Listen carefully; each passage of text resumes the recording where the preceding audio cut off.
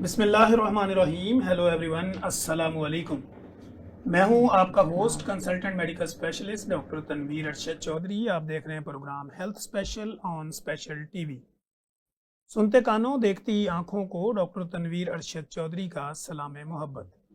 जैसे कि हमारी तमाम ऑडियंस जानती है कि आज के दौर के अंदर जहां पे एआई का दौर है, आईटी का दौर है, डिजिटल मार्केटिंग है, डिजिटल मीडिया है, और वहीं पे लोगों को जो इन्फॉर्मेशन एक करेक्ट वे में मिल सकती है, वहीं पे उनको नेगेटिव थॉट्स भी मिलती हैं और ऐसी इन्फॉर्मेशन भी मिलती है जिसका रियलिटी से कोई किसी तरह का कोई लिंक नहीं होता।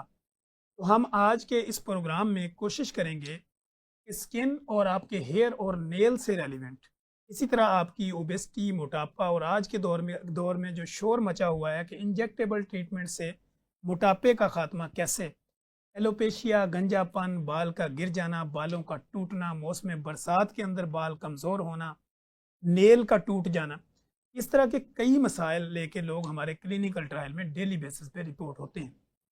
इसके साथ ही जब किसी बंदे को हेयर लॉस हो रहा होता है, उसकी स्किन डैमेज होती है या उसको कोई स्किन डिजीजेज होती हैं या उसको ओबेसिटी, मोटापे का शिकार होते हैं, तो उनको अजीब सी कैफियत होती है जिसमें उनको अजीब सी थॉट्स आती हैं। लोग ये सोचते हैं कि डॉक्टर साहब मैं तो तंग आ गई हूँ, मैं तो सुसाइड करना चाहती हूँ। कुछ तो कहते हैं मुझे एनजाइटी हो गई है। कुछ लोग कहते हैं डॉक्टर साहब ये डिप्रेशन मेरी जान ही नहीं छोड़ता। कुछ लोग डिप्रेशन में ज़्यादा खा के और मोटे हो जाते हैं। इस तरह के कई मसाइल लेके लोग हमारे क्लिनिकल ट्रायल में आते हैं। स्किन से रेलिवेंट, हेयर से रेलिवेंट, आपकी अपनी बॉडी की खूबसूरती से रेलिवेंट डिप्रेशन क्या होता है, एनजाइटी को मैनेज कैसे किया जा सकता है और इस डिप्रेशन को कम कैसे करेंगे, इन सारे मौजूआत पर गुफ्तगू करने के लिए, फिर स्किन डिजीजेज और स्किन से रेलिवेंट जितनी भी प्रॉब्लम्स होते हैं, इन सारे मौजूआत पर मुदल्लल बेस्ड ऑन साइंस गुफ्तगू करने के लिए आज मैंने अपने स्टूडियो में जिन most popular, most famous, most experience शख्सियात को दावत दे रखी है, उनमें से डॉक्टर वजीहा सईद जो कि हमारे साथ मौजूद होंगी, एसोसिएट प्रोफेसर ऑफ डर्माटोलॉजी हैं, किसी तारफ़ की मोहताज नहीं हैं, मोस्ट रेलिवेंट हैं और हर तरह की जितनी भी आपको टूल्स के थ्रू जितनी भी इंफॉर्मेशन चाहिए होती है, डॉक्टर साहबा की मजबूत ग्रिप है। फिर उसके बाद जितनी भी हमारी मेडिकल कम्युनिटीज़ के अंदर सीएमई प्रोग्राम होते हैं, एडवांस टेक्नोलॉजी होती है, एडवांस ट्रीटमेंट होता है और दुनिया में होने वाली तरीका इलाज की जो जिद्दत है, उस सारे मौजूआत पर मजबूत ग्रिप रखे हुए हमारे साथ स्टूडियो में मौजूद हैं। डॉक्टर साहबा, welcome to the show. Thank you so much for the kind words and thank you for having me. Always welcome doctor साहब, हमें खुशी होती है जब भी हम आपको बुलाते हैं। इनके साथ ही जो डिप्रेशन, एंजाइटी और मैनेजमेंट के हवाले से, या आपको डिप्रेशन से कैसे निकालना है, या जो आपके ऊपर किसी भी तरह की स्किन डिजीज़ के हवाले से जो आप मेंटल आपके टॉर्चर होता है या आपका मेंटल हेल्थ डिस्टर्ब होती है, उसको किस तरीके से मैनेज करते हैं, इसके लिए भी हमने एक खुसूसी तौर पे अपने साथ फतिहा अशरफ को दावत दे रखी है, जो कि क्लिनिकल साइकोलॉजिस्ट हैं, मोस्ट पॉपुलर हैं, मोस्ट फेमस हैं। Fatiha, welcome to the show. Thank you so much for inviting me. Thank you. अगर आपकी इजाज़त हो तो हम मैडम से शुरू करेंगे।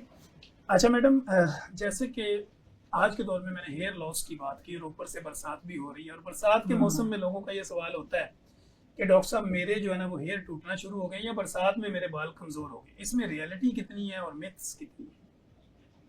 अच्छा, हेयर लॉस जो है ना, ये एक बहुत कॉमन इशू है।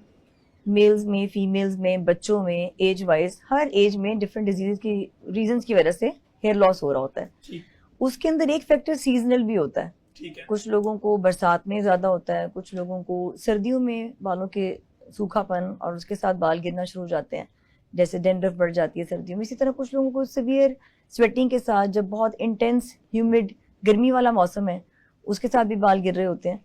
तो ये आपने ठीक पूछा है कि इसका इसके साथ ताल्लुक होता है। तो सीजनल वेरिएशंस होती हैं और हेयर लॉस की बहुत सारी मल्टीपल रीजंस हैं, मल्टीपल फैक्टर्स हैं जो कि सीजन के वजह से बढ़ भी जाते हैं। ह्यूमिडिटी के साथ ये होता है कि बालों के अंदर नमी जब बढ़ती है तो उसके साथ डेंड्रफ होने के चांसेस बढ़ जाते हैं। स्वेटिंग की वजह से इरिटेशन होती है, स्कैल्प इन्फ्लेम्ड होती है, खारिश कर करके उस जगह के ऊपर वो सूजना शुरू हो जाती है। तो इन फैक्टर्स की वजह से आउटर जो स्ट्रक्चर है हेयर का, क्यूटिकल का, वो डैमेज होता है, वो ड्राई और ब्रिटल हो जाता है, तो जिसकी वजह से फिर हेयर फॉल बढ़ जाता है। ठीक है। दूसरा डॉक्टर साहब, कुछ लोग ये करते हैं कि जैसे उनके बाल टूटना शुरू होते हैं तो वो ऑयलिंग ज़्यादा शुरू कर देते हैं। क्या ऑयल लगाने से बालों को महफूज किया जा सकता है? अच्छा, ये इस सवाल का पहले भी मैंने बहुत दफ़ा जवाब दिया है, लेकिन आपने बहुत अच्छा किया दोबारा पूछा, क्योंकि इसके ऊपर जितनी भी बात की जाए ना, लोगों के ना इतने स्ट्रॉन्ग बिलीव्स हैं हमारी सोसाइटी में कि उनको ख़त्म करना ना मुश्किल होता है। हमारे जितनी भी हेयर से रिलेटेड प्रॉब्लम्स हैं उसमें बहुत कम ऐसी डर्मेटोसिस हैं, ऐसी जल्दी बीमारियां हैं जिसमें हम ऑयल लगवाते हैं सर के ऊपर। ठीक है। बहुत सारी जो रूटीन की एक कॉमन जो कंसर्न्स चल रहे हैं उसमें हम ऑयलिंग बंद कराते हैं। खास तौर पे देखिए हम जिस खित्ते में रह रहे हैं यहाँ पे वैसे ही हमारा जो हेड एंड नेक एरिया है बहुत एक्सेसिव ऑयल बना रहा है। हमारा सेबेशियस ग्लैंड हाइपर एक्टिव है, सिबोरिया है यहाँ पे मेजोरिटी लोगों को। तो एक्सेसिव ऑयल ऑलरेडी जनरेट हो रहा है, उसके ऊपर बाहर से ऑयल लगाने की सूरत में हम फंगस जो है फंगल इन्फेक्शन उसके इम्कानात बढ़ा देते हैं, डेंड्रफ ज़्यादा हो जाती है, फिर एक तरह का एक्जिमा है स्कैल्प का जिसको सेबोरिक डर्मेटाइटिस कहते हैं वो बढ़ जाता है। फिर उसके अलावा देखिए जब ऑयल ज़्यादा लगाएंगे तो आपको शैम्पू ज़्यादा करना पड़ेगा।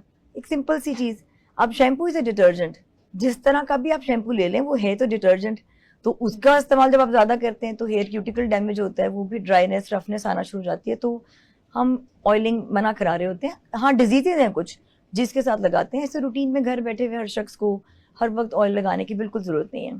ठीक हो गया। और डॉक्टर साहब दूसरा ये भी होता है कि कुछ लोग ये कहते हैं कि खुश्की की वजह से बाल टूटते हैं, इसमें भी कोई रियलिटी है?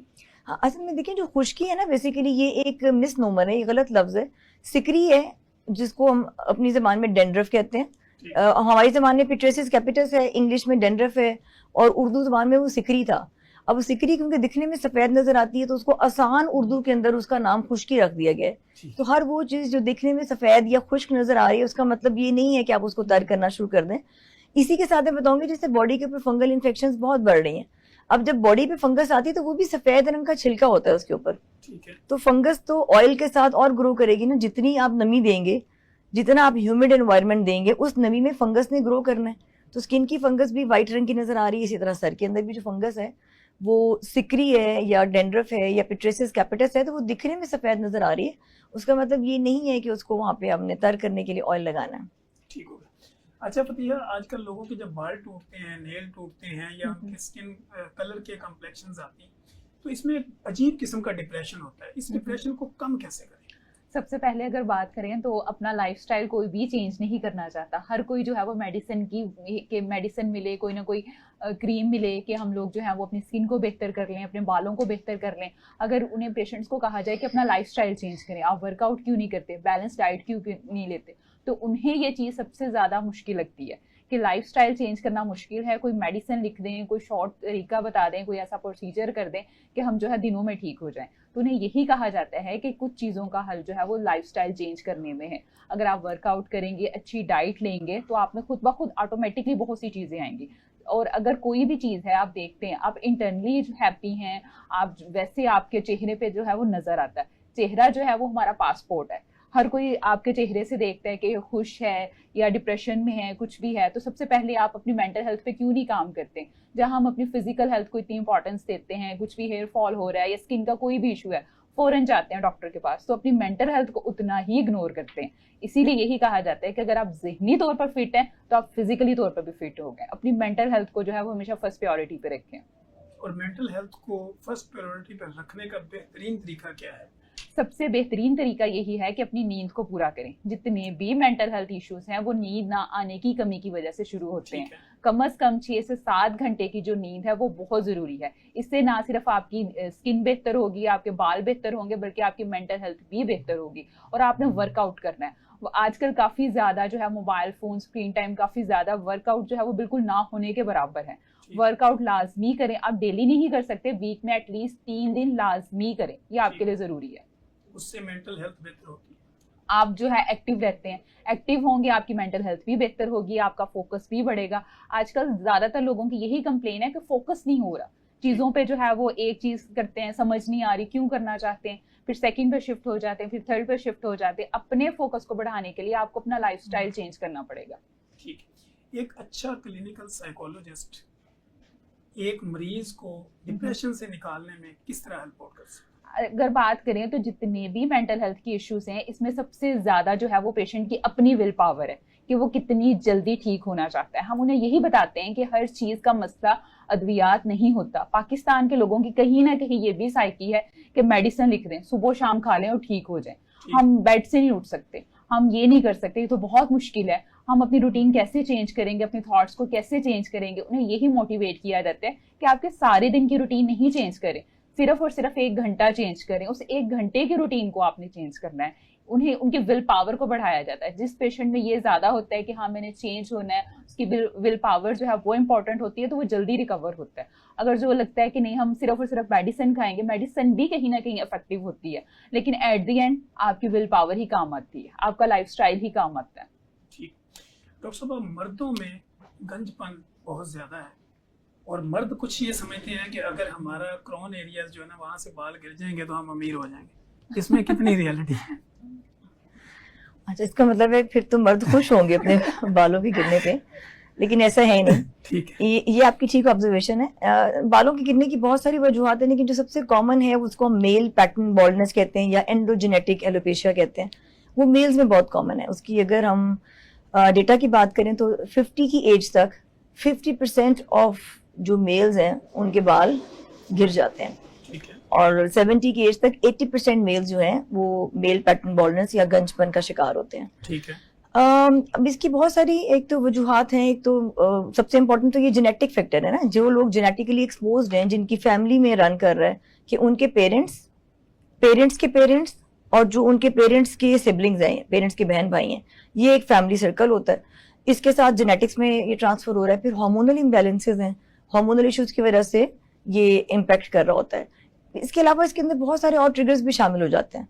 जिन लोगों को बहुत अर्ली आना शुरू हो गया मेल पैटर्न बॉल्डनेस, तो उसकी बहुत सारी वजह न्यूट्रिशनल डेफिशिएंसीज, और जैसे अभी बात की है, मुझे बल्कि बड़ी खुशी है कि आपने साथ में साइकोलॉजिस्ट को भी साथ रखा है, क्योंकि न्यूरोकुटेनियस डिसऑर्डर्स ना बड़े ये बिल्कुल ये साथ साथ चल रहे होते हैं।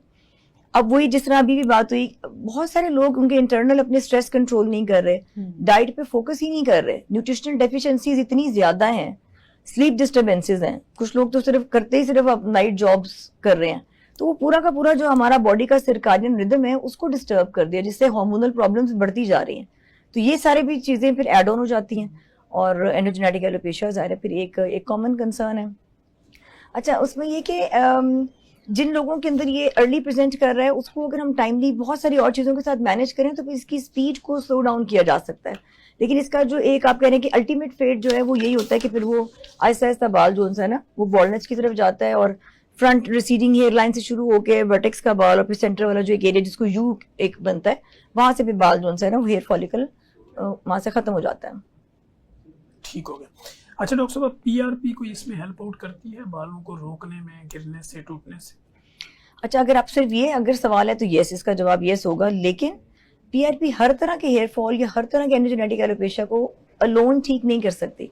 ठीक है। जैसे अभी मैंने बताया, अगर किसी को न्यूट्रिशनल डेफिशिएंसी चल रही है या किसी को अंडरलाइंग डायबिटीज है साथ में, या कोई और प्रॉब्लम चल रही है और उसको हमने फोकस ही नहीं किया, उसको आइडेंटिफाई नहीं किया, उसको ट्रीट नहीं किया, तो फिर खाली पीआरपी करने से होगा कि वक्ती थोड़ी देर के लिए हेयर ग्रोथ होगी, लेकिन वो फॉलिकल क्योंकि स्टेबलाइज नहीं है, वो बाल की जड़ कमजोर है, तो वो जो बाल उग भी गया है उसने गिर ही जाना है। तो मेन पर्पस ये नहीं है कि हमने सिर्फ और सिर्फ हेयर को रीग्रो करने की कोशिश करनी है।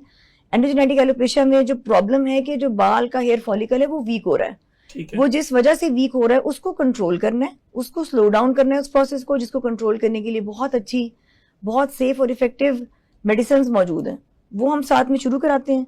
उसके साथ डाइट पे फोकस करते हैं, लाइफस्टाइल पे फोकस करते हैं। इन सबको करने के बाद फिर एड ऑन थेरेपी के तौर पे यस पीआरपी ऐड की जा सकती है। ठीक। तो डॉक्टर साहब, अगर इसमें ये कहा जाए कि डिहाइड्रेशन और मिनरल डेफिशिएंसी क्या वो भी कॉज बनती है बाल गिरने की? जी, डिहाइड्रेशन के साथ देखिए हमारा बॉडी का सारा जो एक इलेक्ट्रोलाइट इम्बैलेंस भी आ जाएगा ना, तो डिहाइड्रेशन नहीं होना चाहिए। हमारा पूरा सेल्स जो है उसकी एक मेजर कॉम्पोजिशन के अंदर पानी की बहुत अहमियत है। इसी तरह न्यूट्रिशनल डेफिशिएंसी, डेफिनेटली स्ट्रेस, ये सारी की सारी चीजें जो है ना ये एड ऑन फैक्टर्स हो जाती हैं। ठीक है। जेनेटिक और हार्मोनल बेसिकली मेन वजह है जो एंडोजेनेटिक एलोपेशिया है या विरासती बाल झड़ जिसे कहते हैं, लेकिन बाकी सारे एडिशनल ट्रिगर्स हैं फिर उसके। ठीक, मेन रूट कॉज वो है। जी, मेन वो वही है। जी फतिहा, अगर कुछ लोग ये कहते हैं कि मैं सोना चाहती हूँ लेकिन सो नहीं पाती, उसमें भी काफ़ी चीज़ें आ जाती हैं। अगर आप जो है सारा दिन आपने बहुत ज़्यादा स्ट्रेस लिया है, ओवर थिंकिंग की है, और आपने जो है अपने स्लीप पैटर्न को पहले ही काफ़ी डिस्टर्ब हुए हैं, तो आपको जो रेगुलर स्लीप पे आने में ना टाइम लगता है। अब कुछ लोग, सबसे पहले इन्हें यही कहा जाता है कि आपने एक रूटीन रखनी है डेली लाइफ में, अपने सोने की एक रूटीन बनाए कि अगर आप डेली 10 बजे सो रहे हैं तो आपने 10 बजे ही सोना है। ये नहीं है वीकेंड पे आप जो है वो 9 बजे तक जाग रहे हैं, 12 बजे तक जाग रहे हैं, आपने तकरीबन उसी टाइम सोना है, उसी टाइम उठना है। सबसे पहले आपने अपना एक पैटर्न डिजाइन करना है।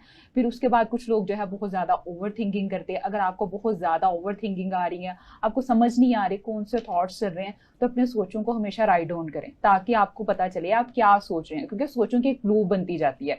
समटाइम पेशेंट को खुद नहीं पता होता वो क्या चाह रहा है, उसे क्या समझ नहीं आ रहा होता, तो उनको हमेशा राइट डाउन करें, वो क्लियर वर्ड्स में हो ताकि आपको पता चले आप एक्चुअल में सोच क्या रहे हैं। अपने हमेशा शॉर्ट टर्म गोल पे काम करें। अक्सर लोगों ने अपने बहुत लॉन्ग टर्म गोल्स बनाए होते हैं, 2 साल बाद ये करना, उन्हें यही कहा जाता है कि गोल्स बनाए, लेकिन अपने 2 मंथ्स और 3 मंथ्स के, और उन्हीं चीज़ों को आपने अचीव करना है। अगर आप ओवर बर्डन, ओवर स्ट्रेस हो रहे हैं, तब भी आपकी स्लीप डिस्टर्ब होती है। कुछ लोग कहते हैं कि सोने की कोशिश करता हूँ लेकिन इतने थॉट्स आते हैं कि सो रहा हूँ लेकिन दिमाग चल रहा है, दिमाग में मुसलसल कॉन्टिन्यूसली थॉट्स आते हैं। तब उन्हें कहा जाता है कि आपने अपना मोबाइल फोन और स्क्रीन टाइम का इस्तेमाल कम से कम करना है। सोने से तकरीबन जो है वो 40 मिनट पहले अपने मोबाइल को बंद कर दें, क्योंकि ब्लू लाइट जो है ना, ये आपकी नींद को डिस्टर्ब करती है। इस वजह से अब आपने अक्सर देखा होगा कि लोग जो हैं वो अपने लैपटॉप्स, अपने फोन, सब कुछ जो है वो बेडरूम में लेके जा रहे हैं। उनकी जगह बेडरूम तक थोड़ी है। बेडरूम का रूम जो है वो सिर्फ सोने के लिए हो, ताकि आप जाएं तो आपको ब्रेन को भी पता हो कि अब सिर्फ जो है वो सोने का टाइम है, बाकी ये काम जो है ये इनको आउटसाइड रखें। ठीक हो गया। वॉक और डिप्रेशन दोनों एक दूसरे के साथ मिलते जुलते? अगर वॉक या फिजिकल एक्टिविटी की बात करें तो फिजिकल एक्टिविटी बहुत ज़रूरी है, और इसके लिए खुद भी उनको मोटिवेट किया जाता है कि अगर आपकी एज जो है 50 ईयर्स से कम है तो कम से कम आप जिम करें। अगर 50 ईयर्स से अबव है तो उसके बाद आप जो है वॉक वगैरह कर सकते हैं। लेकिन कुछ लोग ये कहते हैं कि टाइम नहीं मिलता। टाइम तो खुद मैनेज करना पड़ता है।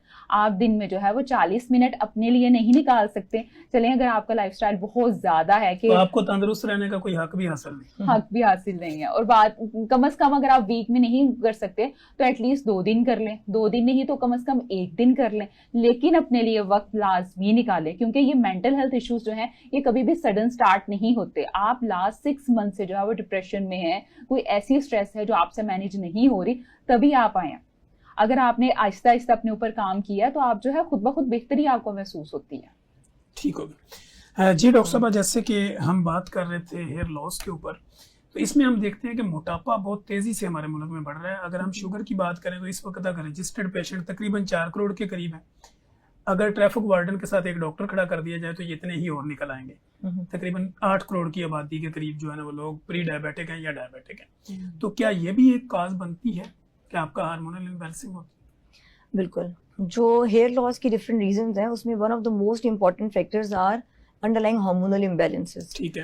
हार्मोनल इम्बैलेंसेस यंग बच्चियों से शुरू करके यंग मेल्स और फीमेल से शुरू करके आगे तक डिफरेंट चलते हैं। उसमें थायराइड प्रॉब्लम्स हैं, डायबिटीज़ है, फिर उसके अलावा कुछ एड्रीनल हार्मोन्स से रिलेटेड प्रॉब्लम्स हैं। इन सब के साथ हेयर थिनिंग होती है, क्योंकि इसके साथ बेसिकली हेयर का जो ग्रोथ साइकिल है ना वो डिस्टर्ब हो जाता है। ठीक है। तो जब वो ग्रोथ साइकिल हॉल्ट हो गया, जैसे अगर आपने डायबिटीज़ की बात की, अगर किसी की अनकंट्रोल्ड डायबिटीज़ चल रही है तो बॉडी जो है ना वो अपनी हेयर को रेस्ट फेज में ले जाती है, बाल ग्रो करना रुक जाएगा उस टाइम पे। तो अगर डायबिटीज या थायराइड या ऐसी कोई भी और हार्मोनल बीमारी है, उसको कंट्रोल होने में किसी ने सालों लगा दिए तो उतनी देर तक उसके बाल रेस्टिंग फेज में है, वो वहां पे न्यूट्रिशन नहीं जा रही। वो एक नेचुरल एक सिस्टम है बॉडी का, तो वो उसको शट डाउन कर दिया। उतनी देर में हेयर फॉलिकल जो है वो वीक होना शुरू हो जाता है। लेकिन अगर इसी को टाइमली कंट्रोल कर लेंगे वहीं से वो रीस्टार्ट हो जाता है। ठीक।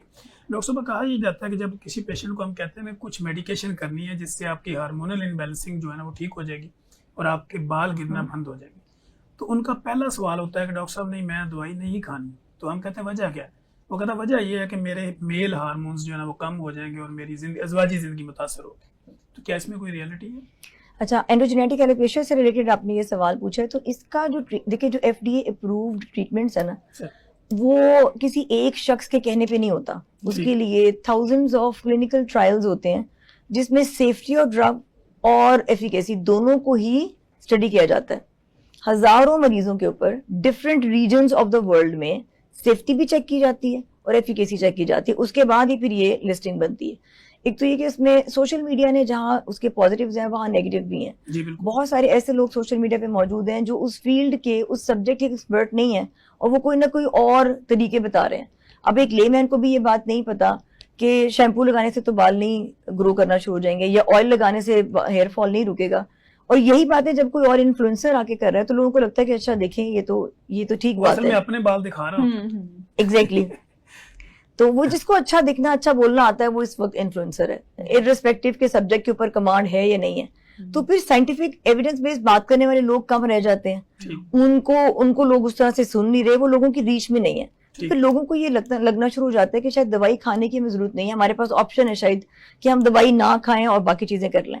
जहां तक उसकी बात है जो आपने पूछा, देखिए sexual dysfunction less than 2% of males में, लेस देन 2% केसेस में पूरी दुनिया में आज तक रिपोर्ट हुए हैं फिनेस्ट्राइड के साथ। ठीक है। और जो हम एंटीबायोटिक एलोपेशिया के लिए यूज कर रहे होते हैं, और उन जो लेस देन 2% में रिपोर्ट हुए हैं, वो सारे लोग तकरीबन वो थे जिनको अंडरलाइन कोई ना कोई और ऐसी प्रॉब्लम चल रही थी। वो सिर्फ एंजाइटी भी हो सकती है कि एंजाइटी या डिप्रेशन की वजह से उनका ऑलरेडी साइकोलॉजिकली वो डिस्टर्ब थे और सेक्सुअल डिसफंक्शन था, फिर ये मेडिसिन ऐड ऑन की तो वो ट्रिगर हो गया। ठीक। और इस मेडिसिन को जो ही बंद करते हैं तो वो रिवर्स भी हो जाता है, यानी कि इसका कोई परमानेंट डैमेज नहीं है। जी नाजरीन, कहीं मत जाइएगा, हमारे साथ रहिएगा। यहाँ पे वक्त हुआ एक ब्रेक का। ब्रेक के बाद जब हम आएंगे तो डॉक्टर वजिया सईद हमारे साथ मौजूद होंगी।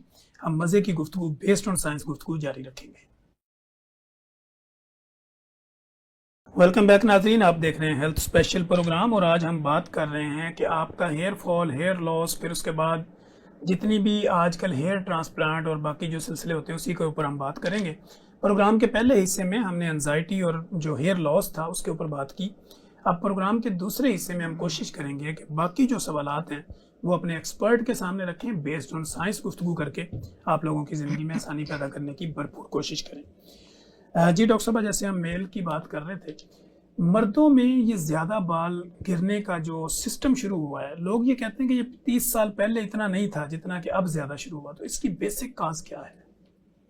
अच्छा, देखिए हेयर फॉल की मल्टीपल रीजंस हैं। हम मर्दों का कुछ जो हेयर फॉल डिस्कस कर रहे हैं जिसको मेल पैटर्न बॉल्डनेस कहते हैं सर, वो बाकी भी और बहुत सारी जल्दी अमराज की तरह ये भी अब बढ़ रहा है। जैसे एक जनरेशन में पहले 40s के बाद रिपोर्ट होता था, अब ये 30s to 40s इसकी मोस्ट कॉमन एज है जिसमें ये प्रेजेंट करता है, लेकिन अब लेट टीन्स में भी प्रेजेंट कर रहे हैं। ठीक। मेरे ऐसे पेशेंट्स भी हैं जो इस वक्त उनकी उम्र 16 और 17 साल के लड़के, और उनको हेयर फॉल के लिए प्रॉपर ट्रीटमेंट लेना पड़ रहा है। ऐसा नहीं कि सिर्फ किसी लगाने वाली चीज़ से, क्योंकि वो इतने रैपिडली उनका हेयर फॉल हो रहा है एंडोजेनेटिक पैटर्न के अंदर, जिसको विरासती बाल झड़ कहते हैं। अर्ली ग्रेइंग बहुत कॉमन हो गई है, जल्दी यंग एज के अंदर लड़कों के भी लड़कियों के भी बाल वाइट हो रहे हैं। इसमें फिर वही कि ट्रिगर्स इसके अंदर हमारे डाइट के बहुत ज्यादा हैं। ठीक है। डाइट और लाइफस्टाइल को ना लोग समझते नहीं है। जब ये बात कभी डॉक्टर कहते हैं ना कि जी आपने डाइट ये चीजें डाइट में फॉलो करनी है या लाइफस्टाइल ऐसा होना चाहिए, तो उनको लगता है कि अच्छा ये शायद जुमला ना एक फालतू जुमला है, ये बोल दिया, आगे आप काम की बात करें। ठीक है, इसको वो अंडरस्टैंड नहीं करते। लेकिन we are what we eat. मैं अपने पेशेंट्स को ये बात बताती हूँ कि हमारी बॉडी का जो एक इंजन है ना, उसको जो फ्यूल जा रहा है, वो ब्लड जो है वो थ्रू डाइट डिराइव हो रहा है। हम अपनी गाड़ी के इंजन ऑयल को हम कॉम्प्रोमाइज नहीं करते, हम देखते हैं कि अच्छा उसको अंदर फ्यूल सही डलवाएं, उसका इंजन ऑयल टाइमली चेंज करवाएं। लेकिन हमारी जो बॉडी है, हम उसके फ्यूल को बहुत कॉम्प्रोमाइज करते हैं। हमें लगता है कि इससे शायद फर्क नहीं पड़ता। आप देखें जो यंग हैं 20-25 साल की उम्र तक अगर किसी ने हेल्दी ईटिंग नहीं भी की, तब भी उनको फौरन बहुत सारी बीमारियां जो है वो नजर नहीं आएंगी। लेकिन बाकी एज में फिर उनका क्योंकि बिल्डिंग ब्लॉक जो है, जो स्ट्रक्चर था वही इतना वीक कर दिया, तो प्रॉब्लम्स आएंगी। तो उस वजह से फिर हेयर फॉल भी अर्ली आना शुरू हो गया।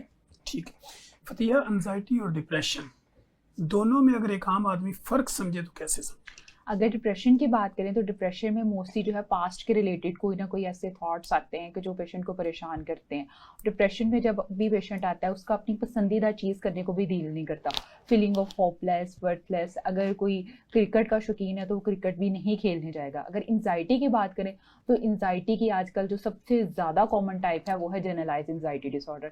इसमें ये होता है कि छोटी छोटी बात पे जो है वो परेशान रहना, एवं परेशान रहना है। जैसे कि बच्चे स्कूल जाएंगे, पता नहीं घर वापस आते हैं कि नहीं, और मेहमान आएंगे, खाना कैसा बनेगा, घर की ये चीज़ जो है वो मैं कहाँ पे रखूँगी, कैसे सारी चीज़ों को मैनेज करूँगी, कि छोटी छोटी बातों पे अपने आप को परेशान करना। और इसकी वजह से बहुत ज़्यादा लोगों को जो है वो माइग्रेन का इशू भी होता है।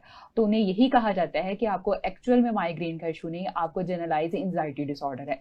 जब तक आप अपनी इस एंजाइटी को मैनेज नहीं करेंगे, आपका माइग्रेन ठीक नहीं होगा। लाइक एंजाइटी में ये होती है घबराहट होना, फिर इतनी ज़्यादा समटाइम घबराहट होती है कि पैनिक तक पहुंच जाती है बात। तो उनकी एंजाइटी और डिप्रेशन दोनों को मैनेज किया जाता है थ्रू दी CBT। ठीक है, तो स्किन और हेयर से मुतल्लिका जैसे हम बात कर रहे हैं कि हर इंसान खूबसूरत दिखना चाहता है और खूबसूरत बनना चाहता है, लेकिन करना कुछ नहीं चाहता।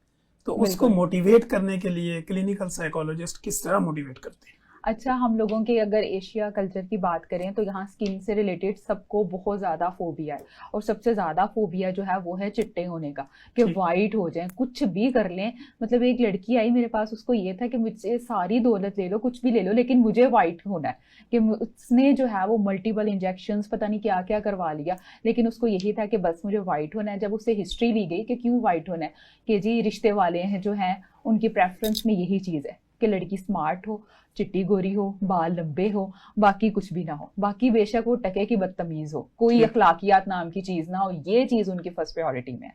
कि लोगों ने अपनी डिमांड बना दी है। फिर ये लोग जो यही चीजें जो है वो बच्चियों को जो है वो इस तरह करती हैं, ट्रॉमाटाइज करती हैं, कि लोगों ने मतलब इतना ज्यादा कर दिया है। फिर अगर स्किन की बात करें, तुम्हारी स्किन पे एक्नी क्यों है, मतलब छोटे छोटे बच्चे इस चीज़ को करते हैं, मेरी स्किन पे एक्नी है, स्कूल में लोग मेरा मजाक उड़ाएंगे, मुझे इस एक्नी को ख़त्म करना है, मैं मोटा हो गया हूँ, सब मुझे मोटा कह रहे हैं, कोई अगर स्मार्ट हो गया, कुछ खाया पिया करो, कुछ लगता क्यों नहीं है। मतलब इस तरह के जुमले जब कसते हैं ना, तो यही चीज़ जो है वो लोगों को नुकसान का बायस बनती है। अगर कोई मोटापा हो रहा है तो उसमें उसका तो कोई कसूर नहीं है, क्या पता वो आपसे ज़्यादा परेशान हो। अगर किसी की औलाद नहीं हो रही तो उसमें उसका तो कोई कमाल नहीं है, लेकिन लोग जो है वो जुमले कसते हैं, ट्रोमाटाइज करते हैं, ये सबसे गलत बात है।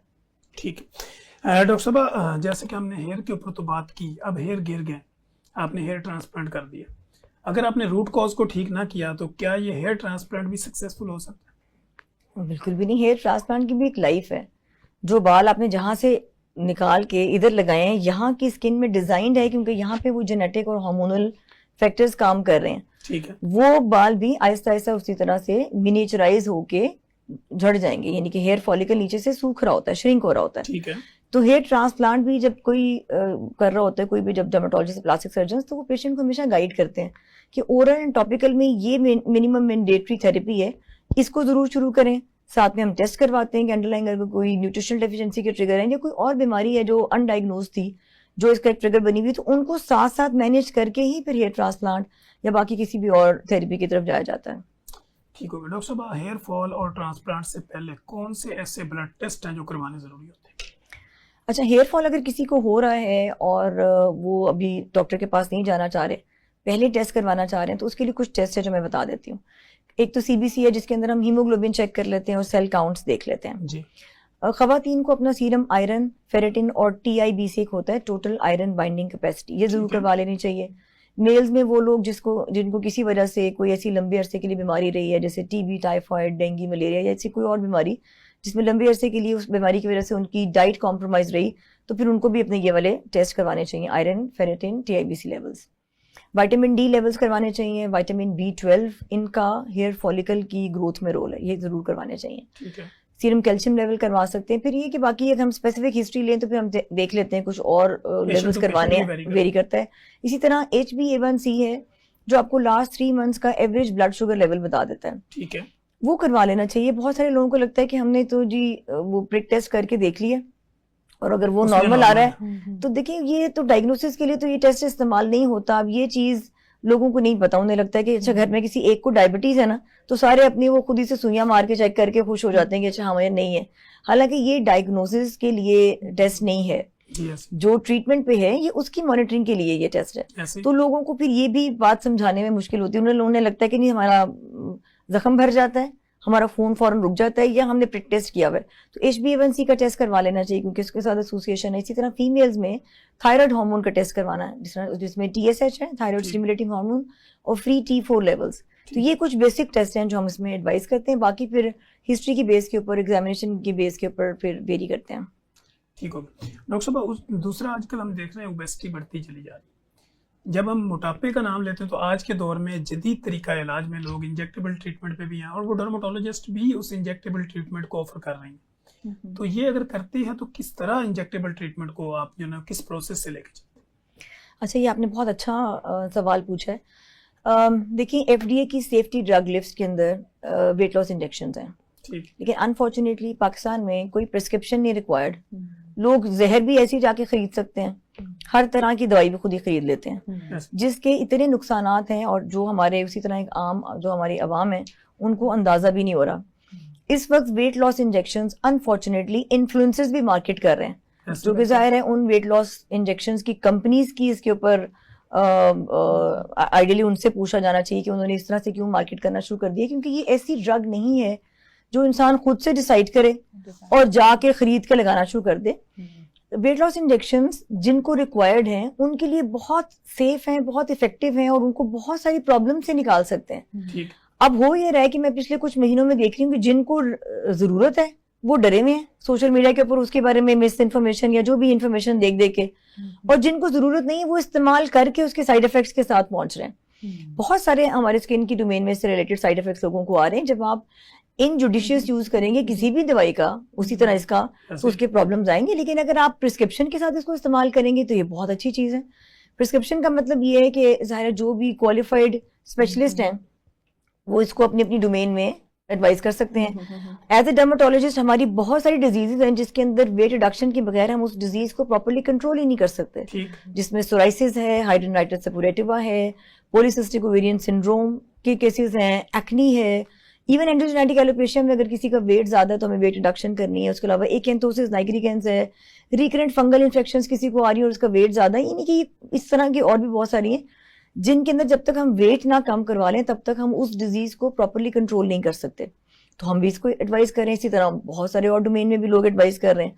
लेकिन ये ऐसी मेडिसिन नहीं है कि जिसको कोई कहे कि ये किसी जस्ट न्यूट्रिशनिस्ट ने भी लिख दिया, क्योंकि न्यूट्रिशनिस्ट जो है ना वो एमबीबीएस नहीं है, क्योंकि वो डॉक्टर नहीं है, तो वो इवेल्युएट नहीं कर सकते कि अंडरलाइंग इनको और कौन सी प्रॉब्लम चल रही थी जिसकी वजह से अगर साथ में ये आप दे देंगे तो उनकी कोई और डिजीज ट्रिगर कर सकती है या इनकी बॉडी के अंदर और चेंजेस आ सकते हैं।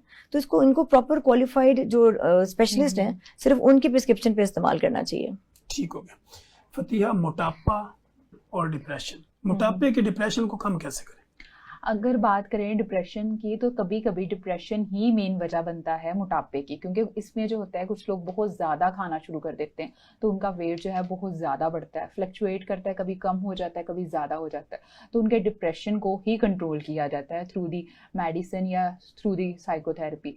तो उसमें ये देखा जाता है कि उनका वेट जो है वो कितनी जल्दी बढ़ा है, या उनके खाने पीने की रूटीन कैसी है, उनकी नींद कैसी है, उनका इन्वायरमेंट कैसा है, उनकी जॉब की रूटीन कैसी है, ये सारी चीज़ें हिस्ट्री के बाद जो है डिस्कस करके फिर प्लान तैयार किया जाता है, फिर उसके अकॉर्डिंग जो है उनको ट्रीट किया जाता है। ठीक होगा। सीबीटी क्या होता है और ये क्लिनिकल साइकोलॉजिस्ट सीबीटी का लफ्ज क्यों इस्तेमाल करते हैं? अगर सीबीटी की बात करें तो सीबीटी एक थेरेपी है, कॉग्निटिव बिहेवियर थेरेपी। ये जो है बेसिकली आपके थॉट्स पैटर्न पे काम करती है। थॉट्स पैटर्न पे कैसे कि अगर आप बहुत ज़्यादा ओवर थिंकिंग कर रहे हो या आपको एक थॉट्स जो है वो बार बार आ रही हैं, लाइक ओसीडी में ऑब्सेशन हो रहा है। आजकल एक थॉट्स जो हैं वो अक्सर पेशेंट्स को आती हैं कि मोबाइल फ़ोन पे किसी ने मैसेज भेजा है, बार बार उस मैसेज को चेक करना, अपने ही वॉइस नोट को बार बार सुनना। उनको लग रहा है ये चीज़ें कॉमन है, लेकिन ये कॉमन नहीं है, ये एक बीमारी है। अगर कोई इंस्टाग्राम पे स्टोरी अपलोड कर रही है तो उसको डिलीट करके फिर दोबारा से लगा देना, अपने फैमिली मेम्बर्स को कहना कि इसने मुझे जो है फुल स्टॉप का मैसेज क्यों भेजा, मैंने तो उसको 2-2 पैराग्राफ मैसेज किए थे। ये सारी चीज़ें जो है वो बीमारी में आती हैं। तो इन चीज़ों के लिए जो है, इनके थॉट्स को चेंज करने के लिए जो है वो सीबीटी की जाती है। सीबीटी ये नहीं है कि हर पेशेंट पे एक ही अप्लाई की जाए, उनके थॉट पैटर्न्स के अकॉर्डिंग ना हर पेशेंट पे डिफरेंट की जाती है। और ये जितने भी साइकोलॉजी के डिसऑर्डर हैं इसमें जो है वो टाइम टेकिंग होते हैं। ये नहीं है कि सडन ठीक हो जाए। अक्सर कहते हैं कि बस 2 सेशंस हो गए, 3 हो गए, ठीक हो जाए। इसमें टाइम टेकिंग होती है। सम टाइम ठीक होने में 6 महीने भी लग जाते हैं, सम टाइम ठीक होने में 2 या 3 सेशंस में भी जो है वो ठीक हो जाता है, डिपेंड करता है। ठीक है।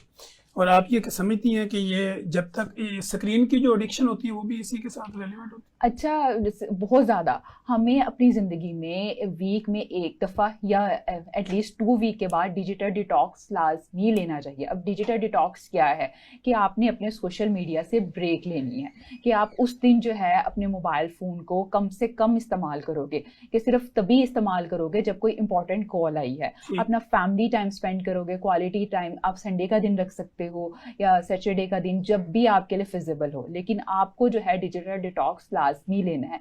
जब हमारा वेट बढ़ जाता है तो हम डिफरेंट तरीके की जो है वो डाइट लेती हैं। इसी तरह हमारी मेंटल हेल्थ के लिए भी डिजिटल डिटॉक्स ज़रूरी है।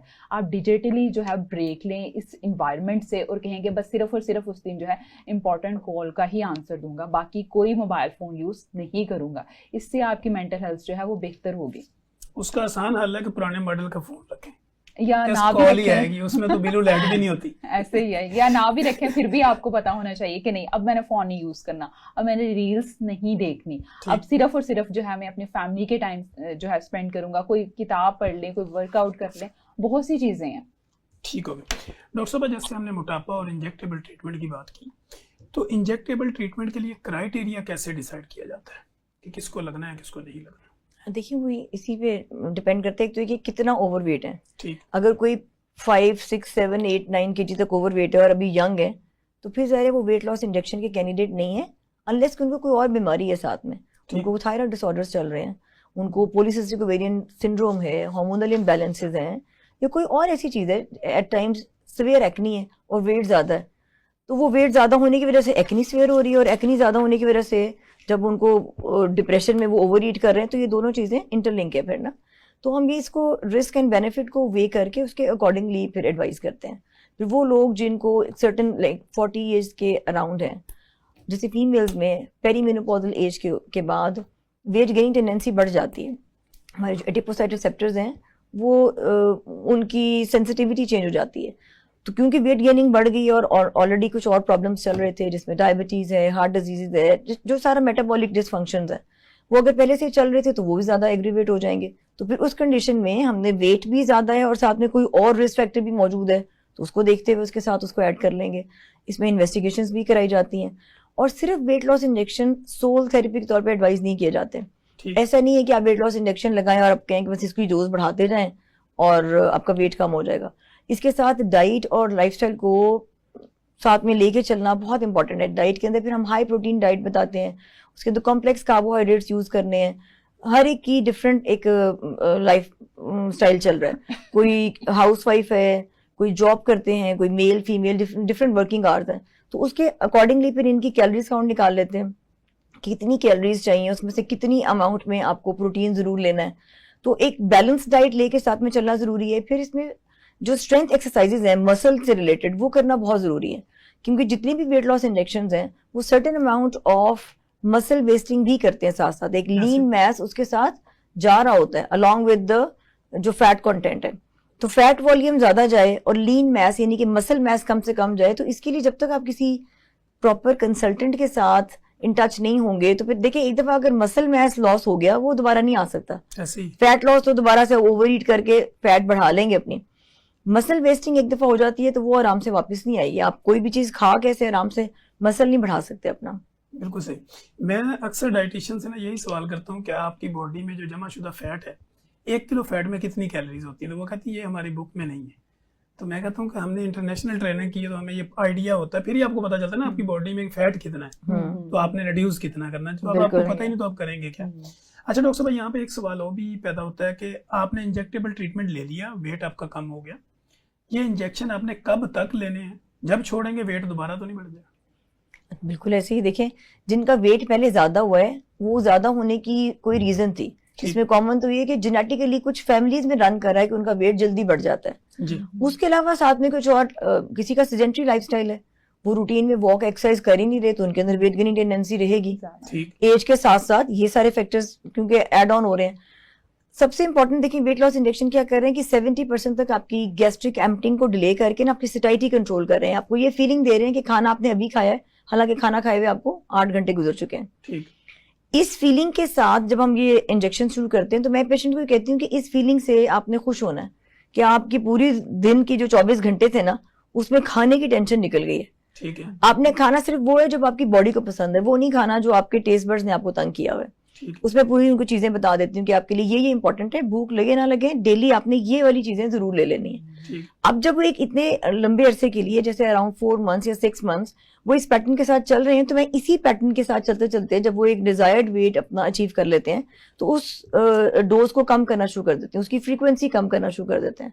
वो इंजेक्शन जो पहले 1 a वीक था वो 1 in 10 days पे चला जाएगा, वो 1 in 2 weeks पे चला जाएगा, वो 1 a month पे आ जाएगा मेंटेनेंस में। लेकिन अगर पूरी तरह बंद कर दें और वो पेशेंट कन्विंस ही नहीं थे कि हमने अपनी डाइट को वैसे ही लेके चलना है, फिर उनके अंदर वेट गेन दोबारा वापस आ सकता है। लेकिन वो लोग जो कन्विंस हो जाते हैं, जो खुश होते हैं इस बात पे कि चले हमें अब पता चल गया और हम अपनी डाइट और एक लाइफस्टाइल को हेल्दी लेके चलेंगे, तो उनको फिर for life wait loss injection नहीं लगाने पड़ेंगे।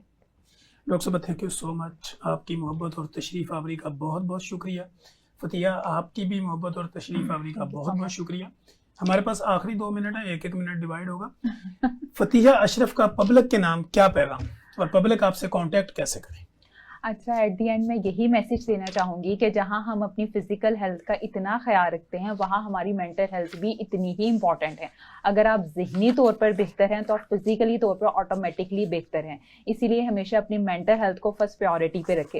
वो चीज़ें जो आपकी मेंटल हेल्थ को ट्रिगर करती हैं उन चीज़ों से दूर रहें और अपनी बैलेंस डाइट और वर्कआउट का ख्याल रखें। और मुझसे कॉन्टेक्ट करने के लिए आप दिए हुए नंबर पर रब्ता कर सकते हैं। Thank you. डॉक्टर साहब, डॉक्टर वजीहा का पब्लिक के नाम क्या पैगाम और पब्लिक आपसे कांटेक्ट कैसे करें? एक तो आपका बहुत शुक्रिया कि आप मौका देते हैं कि हम ये जो साइंटिफिक एविडेंस बेस्ड इंफॉर्मेशन है वो अपने नाज़रीन तक पहुंचा सकें। अच्छा, लोगों के लिए हमेशा मैं एक ही बात करती हूँ कि हम सब लोग चाहते हैं कि हम दिखने में अच्छा लगें, हम ज़्यादा लंबे अरसे के लिए एक एक्टिव अच्छी लाइफ गुजारें, लेकिन उसका जो मेन कोर है ना वो हम भूल जाते हैं। ऐसा मुमकिन नहीं है कि आप अपनी डाइट और लाइफस्टाइल को फोकस किए बगैर आपको लगे कि हम लंबे अरसे के लिए मैं यंग भी नजर आऊं, मेरे चेहरे पे एक्नी ना हो, झुर्रियां ना आए या देर से आए, छाइयाँ ना हो, सर के बाल ना गिरें और इस तरह के बहुत सारे और इश्यूज। अच्छा खाएं। अच्छा खाने के लिए महंगा खाना ज़रूरी नहीं है। अच्छा खाना जो है वो आपके इर्द गिर्द आपके घर में ही मौजूद है। आपने उसमें से ही डिसाइड करना है कि कौन सी चीज़ें अच्छी हैं नहीं। और अगर आपको कोई भी दिक्कत है, आप किसी भी करीबी सरकारी हॉस्पिटल में जाके भी किसी डॉक्टर से बात कर सकते हैं। आपके इर्द गिर्द बेशुमार जिस भी शहर में आप रहते हैं वहाँ पे गवर्नमेंट सेक्टर हॉस्पिटल्स मौजूद हैं, वहाँ पे ओपीडीज़ के अंदर कंसल्टेंट्स मौजूद होते हैं, आप उनसे जाके राय ले सकते हैं। डाइट पे फोकस करें, लाइफस्टाइल पे फोकस करें और प्लीज़ सोशल मीडिया पे बिकने वाली हर चीज़ या सोशल मीडिया पे बिकने वाले या कहे जाने वाले तमाम मशवरों के ऊपर बिल्कुल भी अमल मत करें, ख़ास तौर पे जो आपकी सेहत से रिलेटेड है। आप अपनी सेहत को भी डैमेज करेंगे, आप अपना पैसा भी ज़ाया करेंगे और वक्त भी ज़ाया कर सकते हैं। बाकी मुझसे रब्ता करने के लिए नीचे दिए गए नंबरों पर आप रब्ता कर सकते हैं। Thank you so much doctor साहब, आपका भी शुक्रिया। डॉक्टर साहब आपका Thank भी you. शुक्रिया। नादरीन, आपने देखा कि हमने कोशिश की कि प्रोग्राम के पहले और दूसरे हिस्से में हमने डिफरेंट सवाल को डिफरेंट एंगल्स के साथ अपने एक्सपर्ट के सामने रखा और हमारी कोशिश ये थी कि आसान अल्फाज में वो मैसेज आप लोगों तक डिलीवर करवाया जाए और आप लोगों की ज़िंदगी में आसानी पैदा की जा सके। आपको हमारे इस प्रोग्राम से मुतल्लिक़ किसी भी तरह की कोई इन्फॉर्मेशन चाहिए हो, किसी भी तरह की कोई आप राय का इजहार करना चाह रहे हो, आप कमेंट बॉक्स में आइए। नेगेटिव लिखें या पॉजिटिव लिखें, लेकिन ज़रूर लिखें। जब आप लिखते हैं तो हमारी रीच बढ़ती है, हमें अपनी इस्लाह का मौका मिलता है और हम कोशिश करते हैं कि आपके उठाए गए सवालात को अगले प्रोग्राम का हिस्सा बनाएं और कोशिश करें कि अपने एक्सपर्ट की जुबानी जो आपकी मिथ्स हैं उनको क्लैरिफाई करें। मुझे और डॉक्टर वजीहा सईद और फतिहा अशरफ और मेरी प्रोडक्शन टीम को इजाज़त दीजिए। हम दोबारा एक नए गेस्ट के साथ एक नए सवाल जवाब के साथ नई थ्योरी लेके दोबारा हाजिर होंगे। तब तक के लिए इजाज़त दीजिए। अल्लाह निगहबान।